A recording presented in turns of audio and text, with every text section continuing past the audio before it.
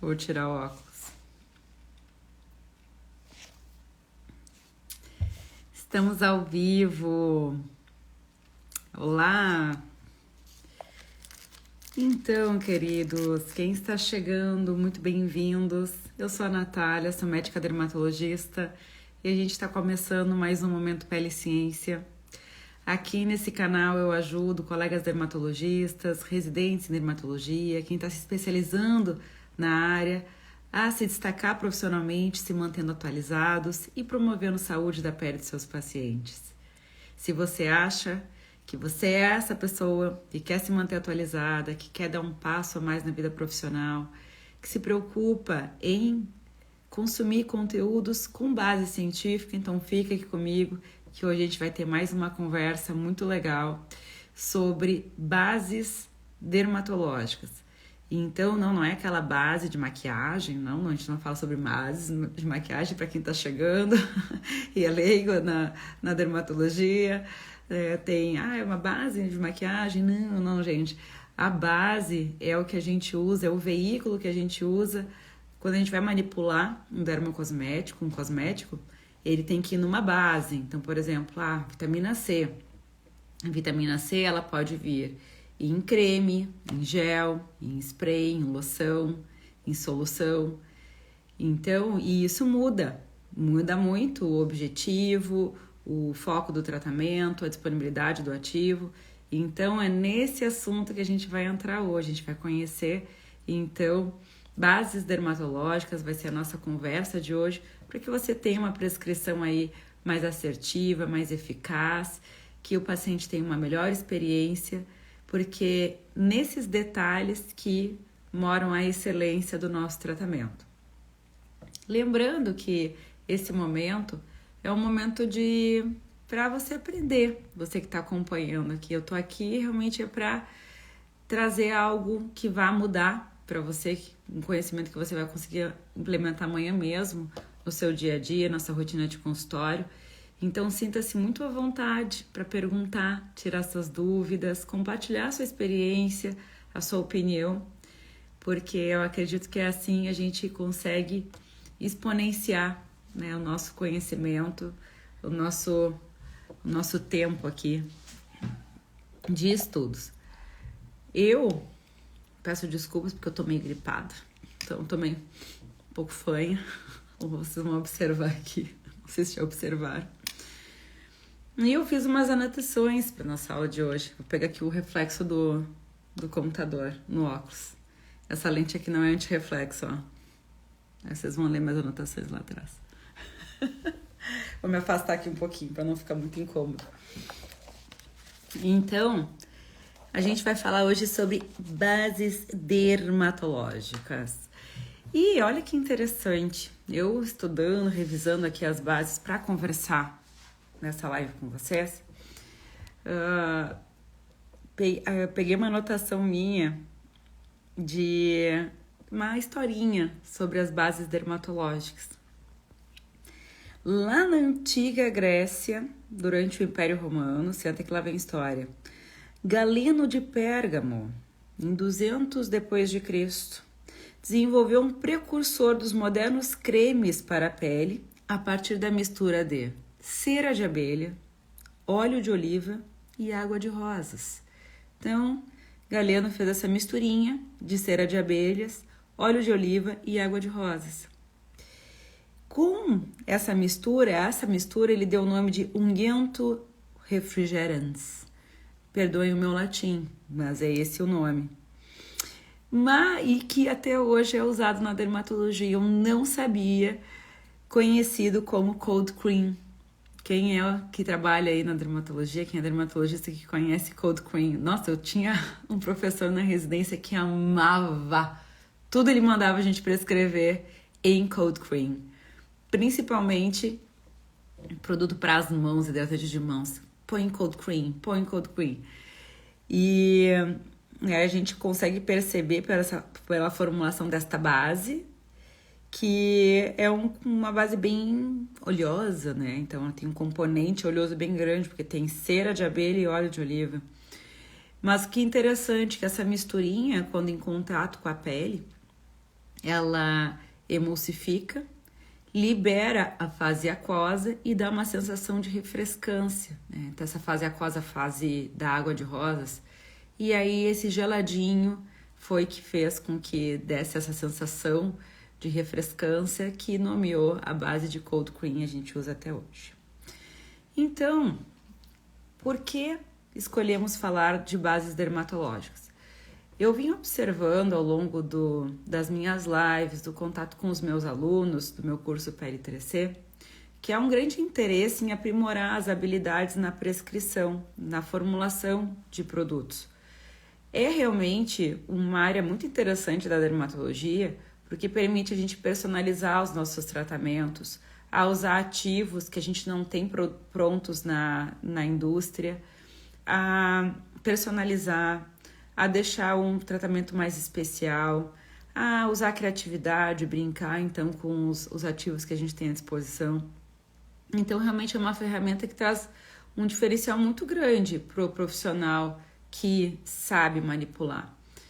E eu achei interessante então entrar um pouco nesse mundo magistral e trazer para vocês a minha experiência junto com o que há de conceito aí de base científica sobre o assunto. Quando a gente vai manipular um produto, um dermocosmético, a base dermatológica é o último dos itens. Então a gente coloca lá vitamina C, ácido hialurônico, óleo de rosa mosqueta, e a gente vai colocando as concentrações e lá embaixo, no último dos itens, vai ser a base, o veículo, então, ou o excipiente. Então, todos esses termos, eles se referem à mesma coisa. Então, esses ativos, eles vão vir imersos aonde? Num gel, num creme. E a gente se dá o nome de base dermatológica. Existem várias bases, mas hoje a gente vai conversar basicamente das bases que mais utilizamos para cosméticos de uso facial. Porque existem aí bases para uso capilar, né, os shampoos, os condicionadores, os leave-ins. Existem bases para produtos de uso corporal, então os cremes, as pomadas, as loções, os óleos. E tem as bases que são mais comumente usadas em produtos faciais, né? Então, produtos ativos de tratamento facial. E é sobre esses que a gente vai conversar hoje. Quando a gente vai escolher uma base, a gente deve levar em conta várias questões, tá? Então, a gente deve levar em consideração o local de aplicação. Então, hoje a gente vai conversar sobre face. A área a ser aplicada vai ser uma área pequena, vai ser uma área grande, vai ser só na região dos olhos, vai ser em toda a face. A idade do paciente vai contar, porque sabemos que existem algumas bases que são mais ideais para pele madura, outras que são mais interessantes para pele jovem, com mais oleosidade. A época do ano, porque no Brasil, algumas regiões, a gente tem uma mudança significativa do clima. Aqui eu estou aqui em Florianópolis, mais região sul. Então aqui a gente tem invernos muito frios, verões muito quentes. Então, dependendo da época do ano, a pele do paciente muda, a necessidade muda também. Então a gente deve levar isso em consideração também, bem como a localização geográfica. Eu acho muito interessante a questão de como realmente a geografia muda a característica da pele. Ano passado, eu fui pro Chile, no Atacama, no deserto, e a minha pele é extremamente oleosa. Eu digo, experimentei na pele o que realmente o impacto geográfico pode fazer na pele. Por ser uma região muito seca, a minha pele ficou muito seca. Eu hidratava a pele o dia inteiro e eu dizendo assim, nossa, que ironia, Natália, eu tô sempre tentando fazer controle de oleosidade, usando produtos para controle de oleosidade, porque a minha pele é muito oleosa e lá mudou completamente. Até terminaram os meus cremes lá de tanto que eu usei. Então, como a localização geográfica impacta mesmo. E hoje em dia, com o advento da teleconsulta, a gente tem muitos pacientes que moram até em outros países. Então, até isso é interessante levar em consideração. Eu tenho muitos pacientes que moram na Europa e aí já dizem, olha, aqui minha pele é mais seca. Então, essas questões, elas também devem ser levadas em consideração, tá? Para a gente realmente desenvolver o tratamento mais eficaz e que o paciente goste de usar, porque não adianta nada. Se a gente não gosta de um produto, a gente aplica 1 ou 2 vezes e desiste. E com pele, a gente sabe que tem que haver consistência, persistência, para que hajam os resultados, certo? Também a gente deve levar em consideração o toque do produto, o sensorial, a aparência, o custo também, tá? Também deve ser considerado, porque a base... Vou tirar um pouco o óculos, tá muito reflexo. Vamos ver se eu consigo ler aqui, consigo. Então, o custo também influencia, porque tem bases que são muito sofisticadas e aí acabam encarecendo o produto. E tem bases que são mais acessíveis, então isso também você deve levar em consideração na hora de desenvolver um produto. Então, hoje em dia, além dos cremes, que é tradicional a gente pensar, vamos fazer um produto em creme facial. Mas a gente tem as loções, nós temos os géis, nós temos o que a gente chama de sistemas transparentes fluidos, como os sérums, e aí gel creme, espuma e outras emulsões que têm o sensorial e viscosidades variadas.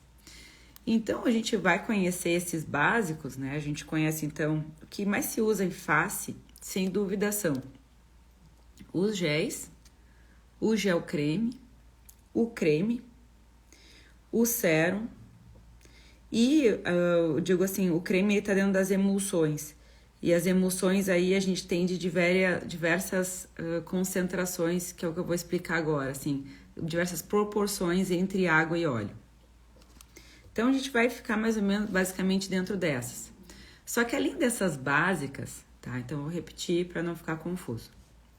O que mais se usa no rosto é os géis, os sérums, as emulsões, e dentro das emulsões a gente tem uma variedade grande entre proporções de água e óleo. E aí que vão dar nomes diferentes. Vão dar os leites, as loções, o gel creme, o creme e aí por diante, tá? Então, basicamente, são essas bases que a gente usa para a face. E a gente vai ver, em particular, cada uma delas. Além dessas bases básicas, digamos assim, existem bases prontas. Como assim, Nath? O que é isso? É o seguinte, existem farmácias de manipulação, existem indústrias de desenvolvimento de produtos, fornecedores de ingredientes que desenvolvem a sua própria base e dão a ela um nome e vendem comercialmente essas bases para as farmácias de manipulação, o que acaba facilitando muito a vida da farmácia de manipulação, porque ela não precisa ali sintetizar aquela base, que às vezes pode levar várias fases, dá um trabalho ali produzir uma base mais sofisticada. Então tem que ter às vezes um farmacêutico mais experiente, né, e acaba, né, às vezes atrasando ali o processo de fabricação. Então, às vezes para a farmácia de manipulação é muito mais interessante comprar uma base pronta, que já está lá super sofisticada, mas isso também vai ter um preço. E aí, nessas bases prontas, existe uma infinidade de bases. Uma infinidade. Então, eu até vou comentar aqui sobre umas das que são as mais comuns que as farmácias de manipulação têm. E a gente encontra à nossa disposição. Só que um conselho, uma dica de ouro é você ter contato com a farmácia de manipulação da sua região, da sua cidade ou de algumas das que você tenha mais contato e que acabe às vezes recomendando para o seu paciente e que conheça as bases que eles usam, que eles estão habituados a usar, porque isso vai fazer com que você não tenha que ficar trocando a sua base, porque às vezes você pede lá uma base second skin, por exemplo, daí a farmácia entra em contato, olha doutora, não temos a base second skin, pode ser a Omega Gold, Aí entra numa outra opção. Entende? Então, assim, é interessante. E aí tem farmácias de manipulação que fazem as suas próprias bases mais sofisticadas, que tem mais de um item na composição. E aí também acabam oferecendo, olha, a gente tem essa base, a gente indica para isso, isso e aquilo. Então, esse contato é muito interessante. Então, a experiência e essa proximidade com a farmácia que vai fazer você criar a melhor habilidade para prescrever a sua fórmula magistral, tá? Mas aqui a gente vai, assim, vamos começar do beabá para quem está começando e que quer ter uma ideia geral de como funciona esse mundo das bases dermatológicas. Alguma dúvida até aqui, pessoal? Já manda aqui o chapéuzinho, o aviãozinho, o chapéu. Manda um aviãozinho aqui pro colega, pra colega que tá nesse domingão à noite. Em vez de assistir Fantástico, vai assistir aqui um conteúdo de qualidade, com base científica, conteúdo que vai trazer, aprimorar a sua prática prescritiva. Compartilha com aquele colega, aquela colega dermatologista que vai gostar de estar aqui com a gente. Hoje em dia, conhecer base dermatológica é sinônimo de criatividade, porque hoje em dia dá para brincar com muitas opções. E, inclusive, a indústria farmacêutica acaba desenvolvendo bases próprias e colocando o nome. E esses nomes, eles trazem toda uma mágica, um apelo de marketing, uma experiência. E, no geral, o nome dele já traz alguma característica dessa base. Então, eu falei para vocês que existe a base Second Skin, por exemplo, que dá uma sensação de uma segunda pele, então uma compatibilidade muito grande. A base Omega Gold, que tem diversos ômega, ômega 3, ômega 6, ômega 9, e que dá, então, essa sensação de emoliência, de mais hidratação. Então, realmente muda, né? Hoje em dia a gente tem várias opções dentro disso. A base, ela vai influenciar em várias características do seu produto. Então, ela vai influenciar na aparência, porque, poxa, é bacana o paciente pegar um cremezinho e ter uma aparência bonita, ter uma aparência brilhosa. Quando for um gel transparente, brilhoso, que tem um sensorial agradável. Então, os pacientes falam muito, eu não gosto de usar creme porque fica pegajoso, peguento, melecado. Por outro lado, tem pacientes que dizem, eu adoro quando fica aquela coisa melecada, úmida, parece que eu tô usando algo mesmo. Então, realmente, isso muda muito de uma pessoa para outra. Por isso que é interessante conhecer o sensorial desses produtos, porque é essa base, é esse sensorial que vai trazer emoção, experiência no uso do produto. E essa experiência é que vai muitas vezes influenciar na adesão ao tratamento. Porque muitos tratamentos eles demoram um pouco para dar resultado. E a primeira impressão vai ser a adquirida pela base, então pela base dermatológica. Ok? É muito interessante que para que a gente acerte num produto facial, um pré-requisito, independente se a pele for seca ou oleosa, é que a base não seja comedogênica, né? Então, uma outra característica interessante e fundamental para a base é que ela não seja comedogênica. Bom, vamos começar conversando então sobre os géis. Os géis, eles são macromoléculas, orgânicas ou inorgânicas, que têm a grande capacidade de reter água. Né? E isso que dá a grande característica do gel, de ser predominantemente em água. Então, é um veículo transparente, muito leve, e é um veículo muito bem aceito da população brasileira. Então, nós temos aqui no nosso país uma população de pele predominantemente mista, tá? População aí jovem tendendo à oleosidade. Então, por isso que o gel para a face é um veículo muito, muito bem aceito. Os géis, eles têm na sua composição um agente gelificante. Então, a gente tem água purificada, basicamente, e nessa água, o formulador, o farmacêutico, ele vai acrescentar algum agente gelificante que vai tornar, então vai dar consistência àquela água, formando ele um gel. Existem vários agentes gelificantes na indústria. Existem gelificantes que são chamados jurássicos, que são gelificantes antigos nas farmácias magistrais, né, que é, por exemplo, um exemplo de um gelificante não iônico é o Natrozol 250 HRR, e um iônico, tá, que tem um íon, que é o Carbopol 940, tá? Então, esses são bem antigos, tá? Você não precisa saber isso aqui é um detalhe do detalhe, tá? Para você ter ideia, saber que isso existe, que os géis são fabricados a partir de ativos gelificantes, que existem orgânicos, que existem, perdão, não iônicos e iônicos dentro dos orgânicos, e que tem já ativos de formadores de géis bem antigos. E existem os novos que é o que a gente mais vê hoje em dia nas sugestões de fórmulas, porque no geral a gente recebe também das farmácias de manipulação muitas sugestões de fórmula. E aí tem nomes que vão ser mais comuns a vocês. Vocês vão ver muito esse gel, os géis dito gel Aristoflex, Lecigel bem comum, Amigel, Plurigel, Cepigel ou Simugel A, entre outros.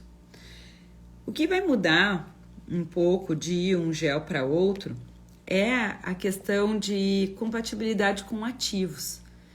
Então, tem alguns géis que eles funcionam mais com ácidos. Tem outros que não funcionam bem com soluções que tenham sais, liberadores de íons. Então, bem dizer que essa responsabilidade de encontrar o veículo gel de predileção para aquela fórmula é por conta do farmacêutico. Então, uma notícia boa é essa. Então, se você tem vontade de prescrever, por exemplo, um ácido hialurônico em gel, você pode simplesmente escrever ácido hialurônico na concentração que você deseja, 1%, por exemplo, e vai colocar base gel, QSP, quantidade suficiente para, sei lá, 30 gramas, 50 gramas, então a quantidade que você deseja. Sabendo que existe uma variedade grande de agentes gelificantes, então, como esses que eu citei. Então, você não precisa ficar preso inicialmente a isso. Claro que, conforme você vai pegando uma prática prescritiva, você vai notar que existem alguns ativos que encaixam muito bem para Lecigel, por exemplo. Mas, no geral, se você quiser simplesmente, não quer determinar qual agente gelificante, você pode colocar a base gel.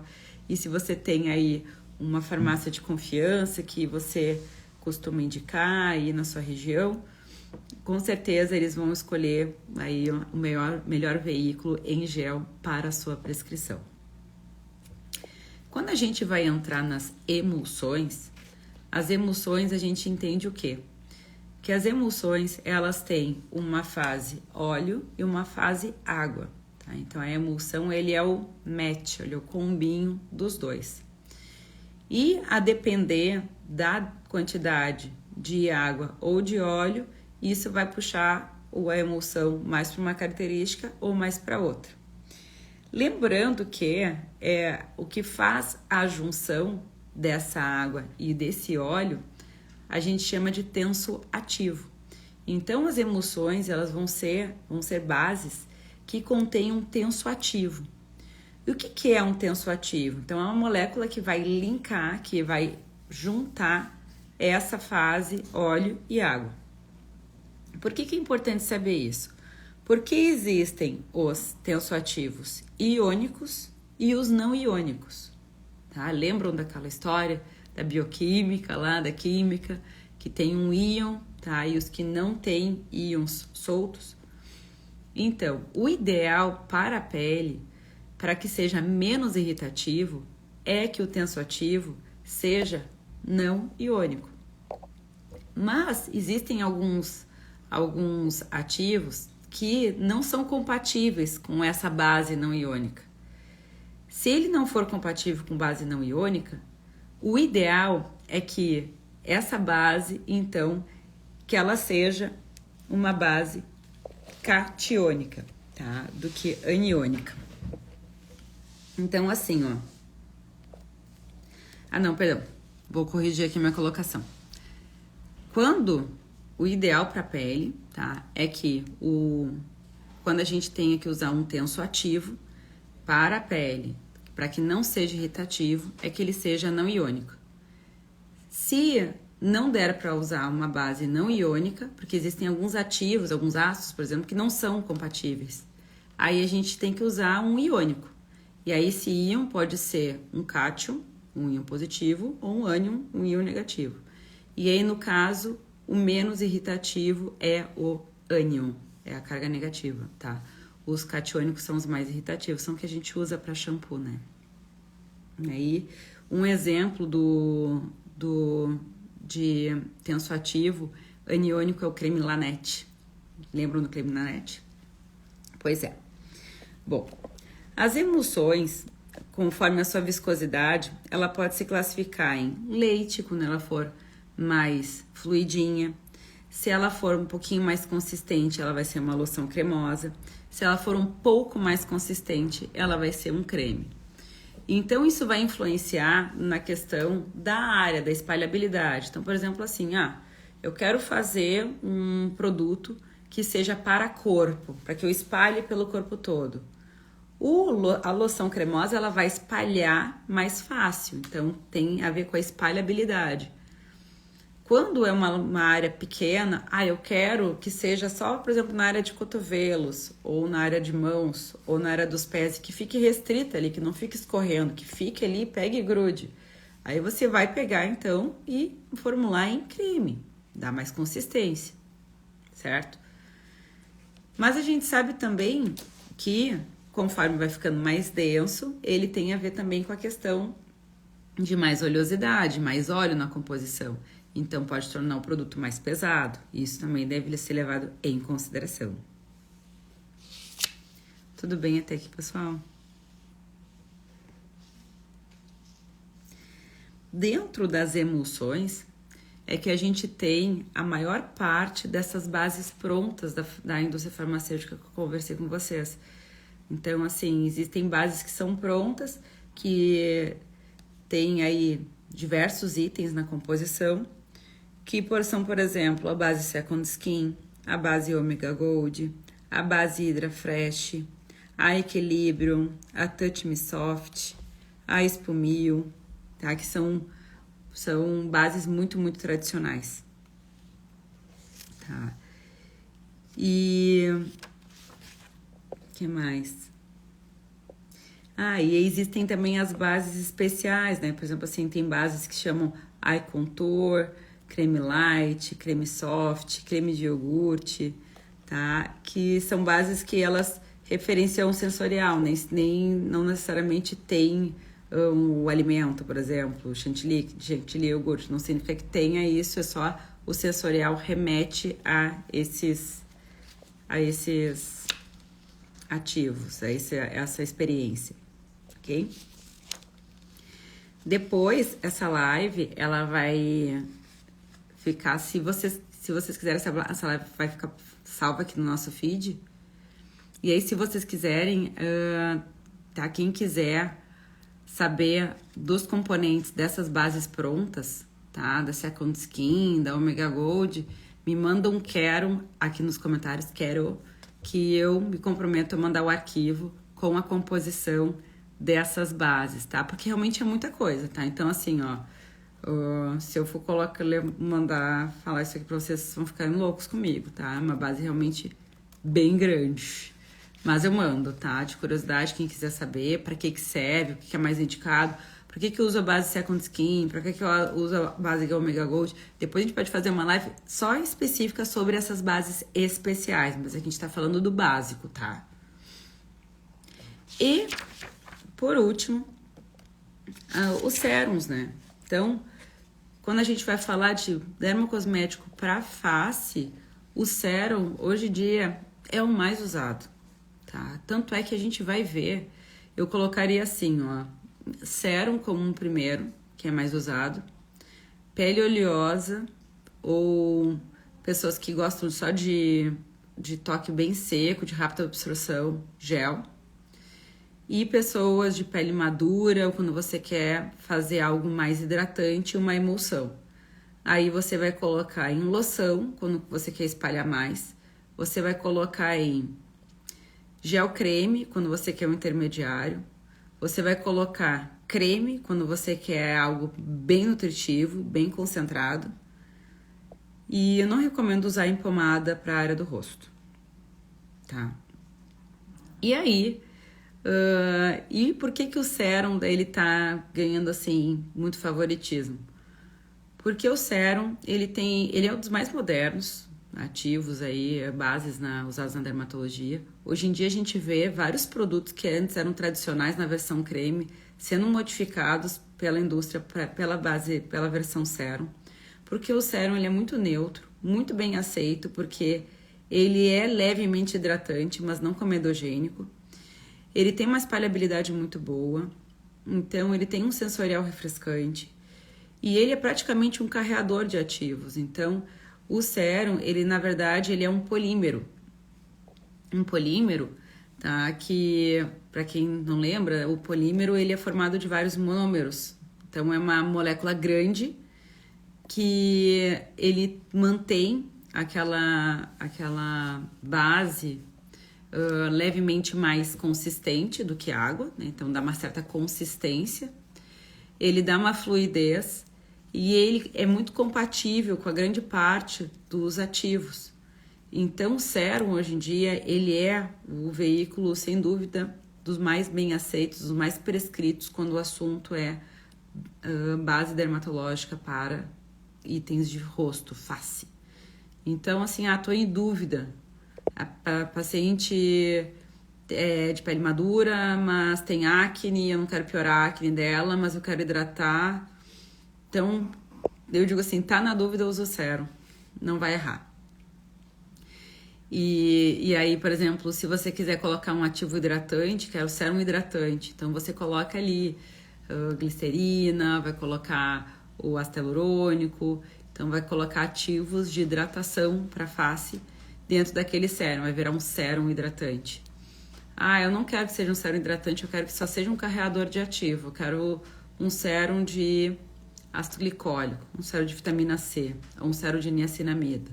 Aí você vai colocar só ali o seu ativo, base sérum. Então o sérum, eu sempre digo, na dúvida coloca sérum. Agora, se você não quer errar para pele extremamente oleosa, pele muito oleosa, pele acneica, o paciente não tolera nada de resíduo no rosto, você pode colocar isso em gel, só puramente gel, tá? O intermediário é o gel creme. E se eu quero um veículo mais nutritivo, um creme noturno, facial, bem hidratante, né? Então um pós-peeling ou uma pele muito seca, eu quero uma coisa bem pesadinha, bem cheio de olhinhos vegetais. Então aí você vai colocar em creme. Então a gente não tem muito para onde fugir. Na realidade é que eu tô aqui conversando com você sobre várias bases, mas a verdade é que é simples, tá? Não existe mistério nas bases dermatológicas. Então se você aí amarrar esses básicos, você tá pronto para prescrever aí 99% dos ativos e dos dermocosméticos que você deseja para o seu tratamento. Mas é interessante você conhecer essas bases especiais.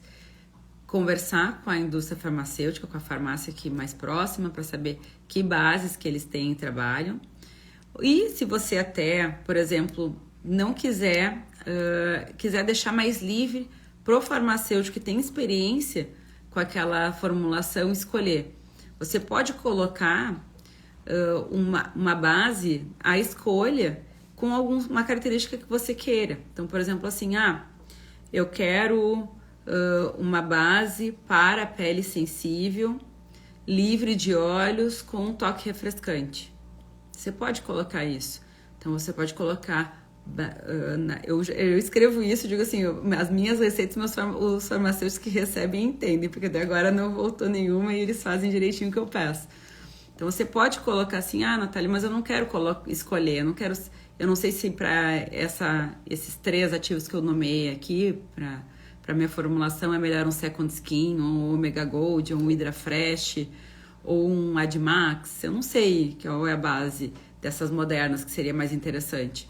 Então, na dúvida, e aí eu não quero pegar a fórmula pronta. Então, na dúvida, o que você faz? Você coloca ali as características da base que você quer. Então, você quer uma base livre de óleos para pele sensível, refrescante, ou de rápida absorção, ou que dê uma sensação de segunda pele, ou que seja máscara, que dê efeito de máscara.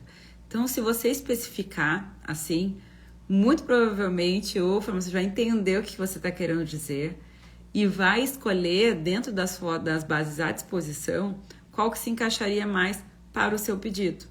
Então isso também é interessante. Hoje em dia a arte da manipulação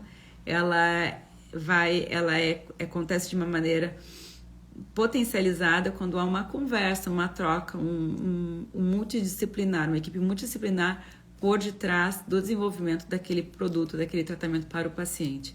Então, isso é muito legal, porque você acaba tendo esse contato com os colegas das outras áreas que trabalham com cosmetologia, com desenvolvimento de bases, de produtos, e você até acaba sabendo de novos ativos, novas bases, e que você acaba nomeando muito, elencando escolhendo para suas fórmulas.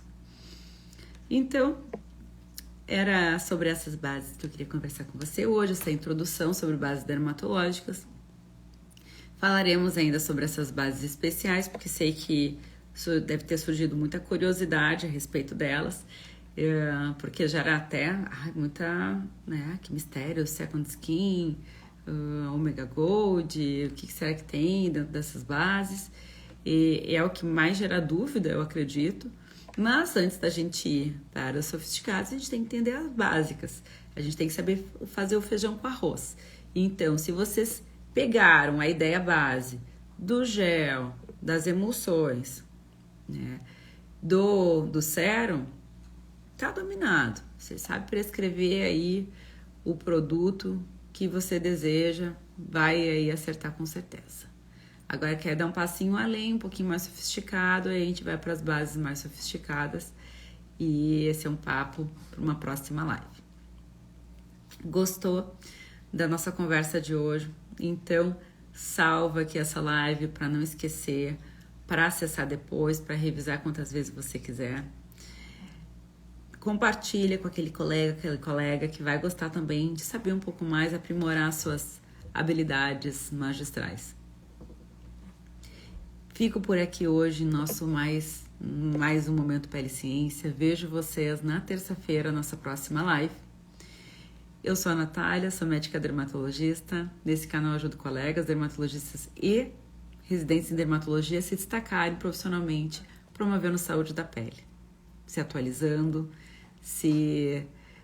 tendo o seu conhecimento com base científica, com ciência de qualidade.